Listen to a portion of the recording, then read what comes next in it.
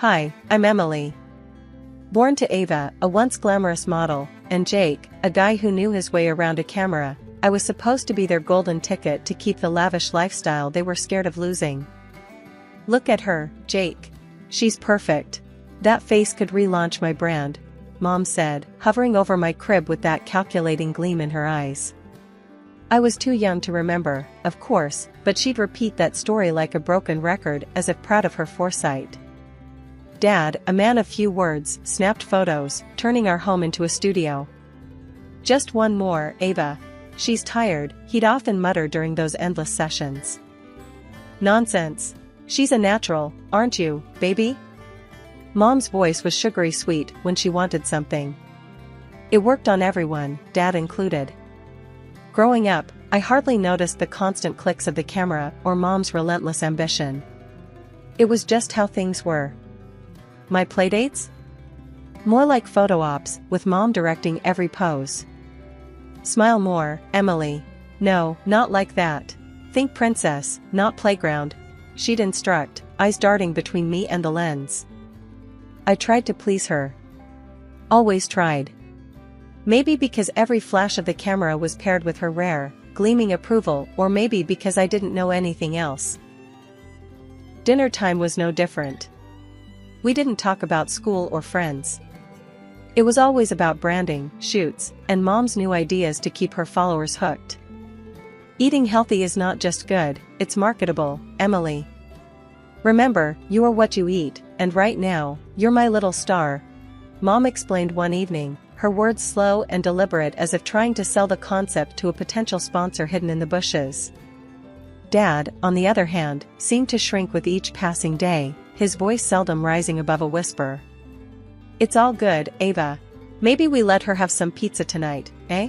A cheat day, he'd suggest on rare occasions, a weak smile fleeting across his face. Her response was always sharp. And ruin her complexion? You know better than to mess with the routine, Jake. Routine, my constant companion. I knew nothing of lazy Sundays or messy ice cream faces. Everything was curated, my childhood laid out like a magazine spread. One night, I heard them arguing. Their voices, usually hushed around me, echoed through the halls. She's not just your ticket to fame, Ava. She's our daughter, not some prop. Dad's voice was tinged with frustration. Oh, grow up, Jake. We're not in some fairy tale. This is real life, and in real life, we capitalize on what we have. Emily is what we have. Mom shot back, her words slicing through any pretense of maternal warmth. I lay in bed, clutching my bear, Mr. Snuggles, trying to make sense of it all. The idea that I was more useful than loved wasn't new, but hearing it spelled out cracked something inside me. The next morning, things went back to normal. Mom was all smiles, pretending last night never happened. Dad avoided my eyes, his usual. Ready for your shoot, sweetheart? Mom chirped as she straightened my dress. Her hands felt cold, her smile too stretched. And so, we continued, the camera capturing smiles that never quite reached my eyes, in a house that felt more like a set every day. I played my part, the golden child, not yet understanding the shadows that played behind the scenes of our picture-perfect life. Grandma and Grandpa, they saw through it all. They'd visit, shaking their heads, whispering about how kids needed dirt and sun, not spotlights and scripts. Can't she just be a kid, Ava? Grandpa would grumble as soon as he stepped through the door, his brows furrowed in disapproval. Mom would force a smile, her patience thin. Dad, times have changed. Emily's opportunities are golden. We're setting her up for life. I'd watch from the corner, clutching a doll I wasn't allowed to dirty. Their visits were my only break from the constant clicks of Dad's camera. He'd put it down then, his face softening. Let's all just relax for the evening. How about a movie, everyone? Dad would suggest, his voice almost a plea. Mom's eyes would narrow, her lips pursed. Sure, after Emily finishes her shoot with the new organic juice line. It's just a few photos, then we can all relax, as you put it. The shoots weren't quick. They never were. Dad tried to keep things light, goofy faces behind the camera, to make me giggle on cue. Come on, pumpkin, show me the biggest smile. Think about, oh, ice cream. He'd cheer, hoping to catch a genuine moment. Mom didn't do patience. Jake, focus. We need these perfect. The company is watching closely. They want the natural, happy child, not some sugared-up toddler. The arguments got more heated when the camera was off. Grandma and Grandpa would try to steal me away for a weekend, desperate to give me a taste of normal. Ava, she should come stay with us. Just a few days. Let her run around, play in the mud. Grandpa would argue as he put on his coat, ready to leave but not ready to give up. And what? Miss a casting call? No, Dad. We're not risking opportunities. She's fine. Mom would snap, her words final. It wasn't all bad. Sometimes, in the quiet mornings before Mom woke up, Dad would make pancakes, drizzling extra syrup and letting me toss in handfuls of chocolate chips. Don't tell your mom. He'd wink, the secret sweet between us. Promise. I'd giggle, the syrup sticky on my fingers, the moment light and free. But freedom was always fleeting. As soon as Mom's footsteps echoed down the hall, it was back to business. Hair brushed, face washed, and dressed in whatever outfit she'd laid out. In those days, I didn't understand the weight of sacrifice or the price of the path laid out before me. I only knew the routine, the constant push, and the clear understanding that my childhood wasn't really my own. It belonged to the brand, the image, the unspoken sacrifice of what could have been. When the sickness hit, it came without warning. One day, I was posing for a yogurt ad, all grins and giggles. The next, I was burning up, my body a battleground. Mom panicked, but not in the way you'd hope. Her first thought wasn't about getting me to a doctor, it was about how many shoots we'd have to cancel. Ava, we need to get her to the hospital, now. Dad was pacing, his voice edged with a panic I'd rarely heard from him. Just a minute, Jake. Let me think. Mom snapped back, her phone in one hand, probably scrolling through her calendar. Think? She's burning up, Ava. This isn't about your bloody schedule. Dad's shout would have scared me if I weren't so out of it. In the hospital, they said it was polio. I didn't really understand then what it meant, only that it was bad, really bad. Mom's face went white when the doctor explained. But she's been so healthy, Mom muttered to herself more than anyone else, her face twisted in confusion and anger. Mrs. Dawson, Emily wasn't vaccinated against polio. It's extremely rare nowadays because most children are vaccinated, the doctor explained gently, a look of sympathy across his face. Dad looked like he'd been punched. Not vaccinated? Ava, what, why? Mom's lips thinned, her usual defense rising quick. Don't you start on me, Jake. It was a choice we made. I was moved to a room, wires and tubes hooking me to machines that beeped and blinked. Days turned into weeks. I missed the sun, my sketches, even the annoying flash of Dad's camera. Mom rarely stayed long. She'd come in, sit for a bit, her foot tapping relentless on the sterile tiles. Emily, you need to fight this. You know how much is riding on you getting better, she'd say, her voice tight, like she was negotiating a deal instead of comforting her daughter. More than anything, I wanted all of this to be just a bad dream, to wake up in my bed with Mr. Snuggles tight in my arms, ready for another day of pretend. But the nightmare was real, and it wasn't just the sickness. It was seeing the strain on Dad's face, hearing the impatience in Mom's voice, feeling the distance grow between who I was and who I was supposed to be. Can't you just sit with her?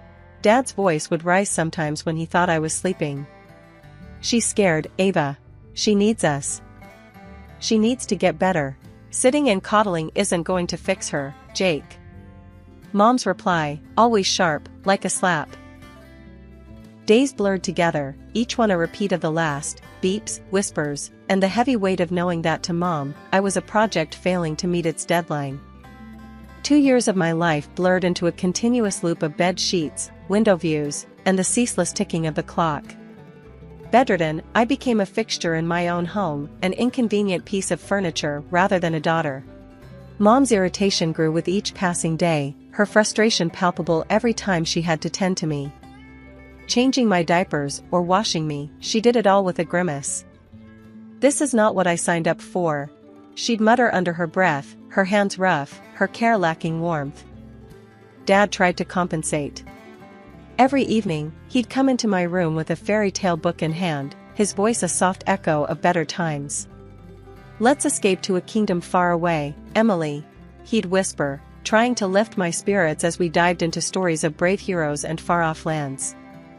But the daylight hours were long and lonely. Left to myself, I found solace in drawing.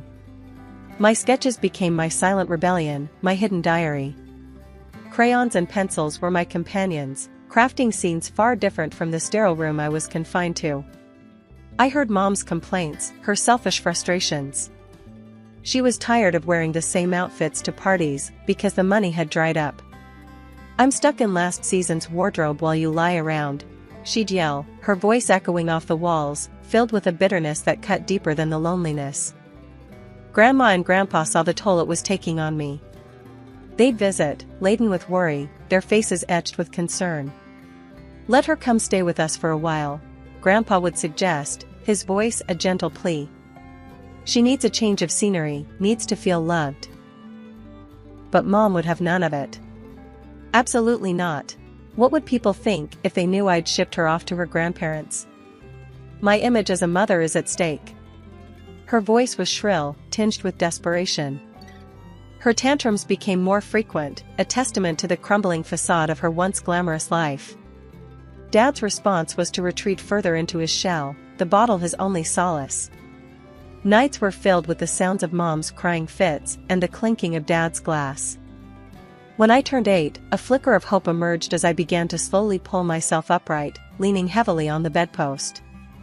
But one leg didn't cooperate, it was thinner, shorter, a lasting reminder of the illness that had ravaged my body.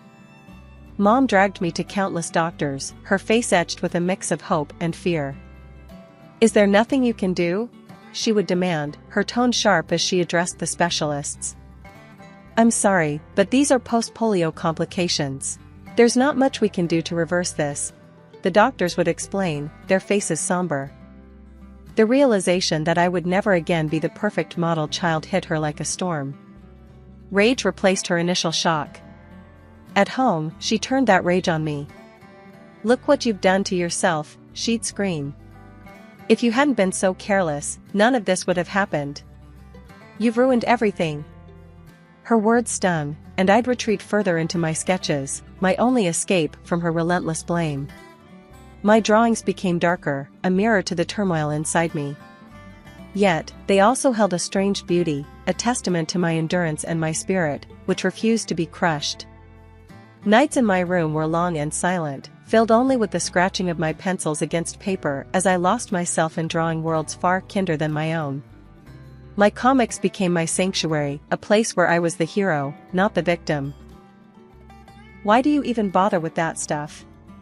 Mom's harsh voice would slice through the quiet as she barged into my room. "It's not like it's going to get us back on track. You should be focusing on something useful." I learned to just nod, not trusting my voice. My drawings hid under my bed, my fears and dreams bleeding onto the pages in secret. I had no friends to call, no schoolmates to lean on, my world was confined to these 4 walls. And the only connection I had to the outside was through my online classes and occasional, whispered phone calls with my grandparents who seemed to be the only ones who cared. One night, something changed. It was late, and the house was quiet, too quiet. That's when I heard it, muffled screams from downstairs. Heart pounding, I limped to my door, easing it open just enough to peek through. "I can't do this anymore, Jake. Look at her, look at what she's become." Mom's voice was frantic, laced with disgust. "I can't stand to look at her anymore." Dad's response was slurred, tired. "She's still our daughter, Ava. We can't just throw her away." "That's exactly what we're going to do," she snapped back. "Here, give her this and make it look like she ran away. Maybe some robber will do us a favor tonight and get rid of the geek." Dad's steps were heavy, his presence larger as he approached my room. The door creaked open, and there he stood, a silhouette of the man he once was, his eyes sad, his breath heavy with alcohol. "We're going for a drive, Em," he muttered, avoiding my eyes. I could only nod, my whole body trembling as I followed him out to the car. We ended up in a part of town that even nightmares would hesitate to visit. Dad stopped the car, and his next words were barely a whisper. "I'm so sorry, Emily. I don't know what else to do." He handed me the phone, his hands shaking. "Keep this with you. Please forgive me." Then he left, just like that. I stood there, alone, the cold biting through my thin pajamas. My hands clutched the phone like a lifeline as sounds of distant fights filled the air. But they made one mistake, they left the SIM card in the phone. Shaking, I dialed Grandpa's number. "Grandpa, please, you have to help me. I'm scared. I don't know where I am." "Hold on, Emily. We're coming. Just stay hidden and keep the phone on." Grandpa's voice was firm, a promise in the dark. I hid behind a trash can, my body shaking from fear and cold, waiting for what felt like an eternity. Every noise made my heart jump, every shadow a monster in the dim street light. Finally, headlights swept around the corner, and Grandpa's car came into view. They had never driven so fast, and never had I felt so relieved to see them. Grandpa and Grandma rushed out, their arms wide open. After they rescued me, Grandpa and Grandma drove straight to Mom and Dad's house. They were furious, their anger crackling through the air like electricity.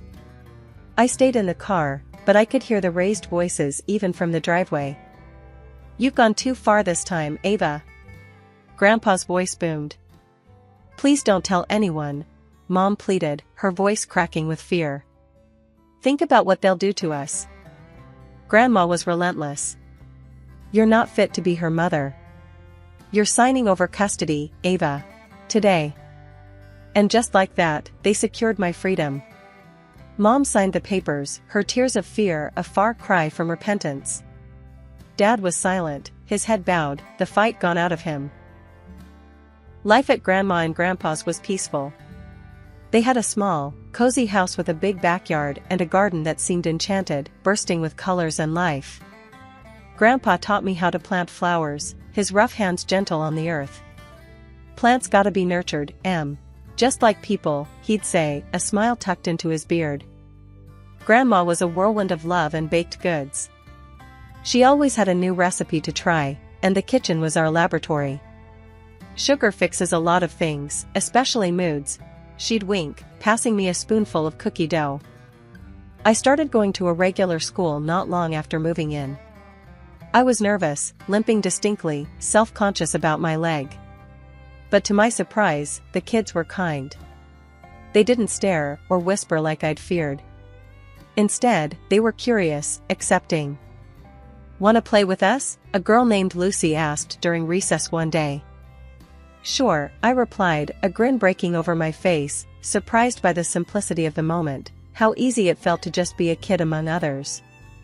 Art class became my refuge, where I truly flourished. Mr. Hernandez, the art teacher, noticed my talent right away. "You've got a real gift, Emily. Ever thought about showing your work to the world?" he encouraged. Taking his advice, I started posting my drawings online. It was just a few sketches at first, but soon, I had followers, a community of people who didn't just see the drawings, they saw me. They understood the stories I was telling through my art. Evenings at home were my favorite time. After dinner, we'd sit on the porch, Grandpa with his pipe and Grandma with her knitting, the day winding down around us like a soft blanket. "Life's good, isn't it?" Grandpa would ask, looking out at the garden bathed in twilight. "It's wonderful," I'd answer, leaning against Grandma, feeling safe and loved in a way I hadn't known was possible.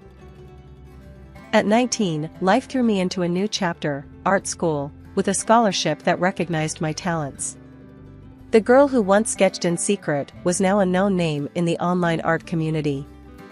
Even my characters jumped off the pages, finding their way onto comic book covers and city walls as graffiti. Enrolling in art school was a dream realized. It was my chance to dive deeper, to explore the roots of artistic expression through classical training. "You're going to rock this, Emily," Grandpa said on the day I received my acceptance letter, his eyes gleaming with pride. "Yeah, kid, show 'em how it's done," Grandma added, always quick to throw in her fiery support. The campus was buzzing with creativity, a place pulsing with potential. My first day felt like stepping into a larger world, one I was eager to explore and influence. Studying was intense, but fulfilling. I absorbed techniques and histories that made my work richer, more grounded. My professors encouraged experimentation, leading me to blend traditional methods with my unique style. "You have a rare gift, Emily. Your perspective is refreshing," Professor Ames noted during a critique, his words bolstering my confidence. Parallel to my studies, I organized an exhibition of my paintings. It wasn't just an exhibition, it was a narrative display, telling stories of overcoming and becoming. "Each piece tells a story, doesn't it?" a visitor remarked during the opening night, her eyes tracing the lines of my largest canvas. "Absolutely. Each stroke has a part of my journey," I explained, finding joy in sharing my vision. The local media caught wind of my story, intrigued by the artist who conquered personal and physical challenges to create. They filmed reports at the exhibition, interviewing me about my work and life. "Emily Dawson isn't just an artist, she's a phenomenon," one reporter said as the camera light blinked red. I walked through the exhibition, my special shoes, and sometimes a cane aiding my steps. I wasn't hiding my limp, I was owning it. "You turn adversity into art," an art enthusiast commented, pointing at my cane, which I'd painted in bright colors. Photos of me appeared in fashion magazines again, a full-circle moment. But this time, I posed because I wanted to, each photo a testament to my agency and artistry. "She redefines beauty," read the caption under a photo of me, my painted cane in hand, standing boldly beside one of my vibrant murals. By the time I finished my degree, I wasn't just a graduate with honors, I was a symbol of perseverance, a living canvas of my own making. And as I walked across the stage to receive my diploma, cane in hand, the applause wasn't just for my academic achievement but for the journey that brought me there. The art gallery buzzed with chatter and the click of cameras, the air electric with admiration for the work lining the walls. I mingled with guests, my heart swollen with pride and nerves. It was a big day, the culmination of years of hard work and passion. The space was filled with my paintings, each piece a chapter of my life, a battle fought and won. Out of nowhere, the atmosphere shifted. My heart stopped for a second when I saw them, my parents. They have changed a lot.